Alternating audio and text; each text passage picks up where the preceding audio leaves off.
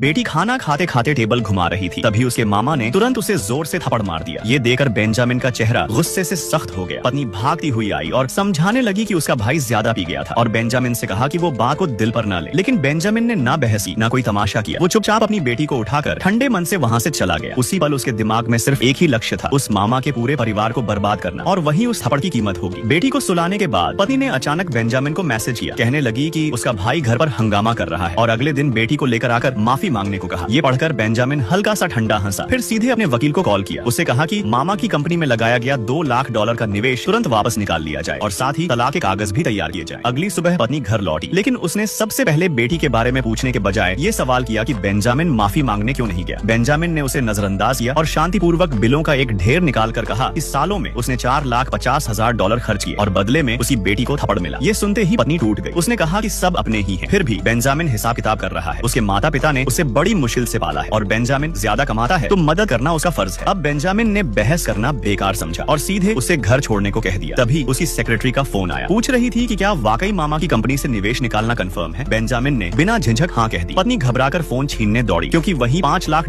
उसके भाई की कंपनी की लाइफलाइन था। अगर बेंजामिन अभी पैसा निकाल लेता तो उसका भाई तुरंत दिवालिया हो जाता। लेकिन बेंजामिन ने ठंडे लहजे में पूछा, उसके भाई के दिवालिया होने से उसे क्या फर्क पड़ता है। ये देखकर कि बेंजामिन ने फैसला कर लिया है, पत्नी मजबूर होकर अपने मायके चली गई। तभी बेटी शोर सुनकर बाहर आई। बेंजामिन ने प्यार से पूछा, अगर मम्मी वापस न आए तो क्या उससे उनकी याद आएगी। बेटी ने बिना सोचे सिर हिला दिया। नहीं, उसने कहा कि जब भी मम्मी घर आती हैं, वो उसे मामा की सेवा करने को मजबूर करती है और पापा जो पॉकेट मनी देते हैं वो भी छीनकर मामा को दे देती है। ये सुनकर बेंजामिन ने मन ही मन फैसला कर लिया। उसने बेटी को ऊपर जाकर आराम करने को कहा, क्योंकि आगे उसे एक मुश्किल लड़ाई लड़नी थी। जैसा उसने सोचा था, कुछ ही मिनटों में पत्नी का पूरा परिवार गुस्से में घर आ धमका। वो पूछने लगे कि निवेश क्यों वापस लिया गया, लेकिन बेंजामिन शांत रहा और बोला, ये मेरा पैसा है, जब चाहूँ वापस ले सकता हूँ, बाहरी लोगों को इसमें दखल देने का कोई हक नहीं है। सास तुरंत चिल्लाने लगी, उससे बेरहम कहने लगी और आरोप लगाया कि वो पूरे परिवार को बर्बाद करना चाहता है। ससुर ने चेतावनी दी कि दूसरों के लिए जगह छोड़नी चाहिए और अगर अभी निवेश वापस डाल दे तो रिश्ता बच सकता है। लेकिन बेंजामिन ने बात काटते हुए कहा, कल से हमारा कोई रिश्ता नहीं रहा, अब हम परिवार नहीं दुश्मन हैं। मामा ने भी चेतावनी दी, इतना बड़ा मुद्दा बनाने की क्या जरूरत है, बस एक थप्पड़ ही तो था और मामा का भांजी को डांटना तो नॉर्मल है, इसमें गलत क्या है। ये सुनकर बेंजामिन का गुस्सा फूट पड़ा। मेरी बेटी को सजा देने का हक किसी को नहीं है। फिर उसने साफ कहा, अब बात यहाँ तक आ गई है तो मैं तलाक ले लूंगा। पत्नी तुरंत घबरा गई, लेकिन सास को लगा वो ब्लफ कर रहा है। उसने धमकी दी, अगर तलाक लिया तो खाली हाथ जाओगे। बेंजामिन बस हंस पड़ा। उसने उधार के कागजों का एक पुलिंदा निकाला। सालों में उसने उनके परिवार पर $4,50,000 खर्च किए थे और अब वो कोर्ट में एसेट प्रिजर्वेशन के लिए आवेदन कर चुका था। अगर सब ठीक रहा तो मामा की सारी संपत्ति अब तक फ्रीज हो चुकी होगी। इतना कहते ही मामा के पास बैंक का कॉल आ गया। तभी पूरे परिवार को समझ आ गया, बेंजामिन इस बार सच में सीरियस है। उसी वक्त सेक्रेटरी तलाक के कागज लेकर अंदर आई। अब से बेंजामिन और उसकी पत्नी के बीच कोई रिश्ता नहीं रहा।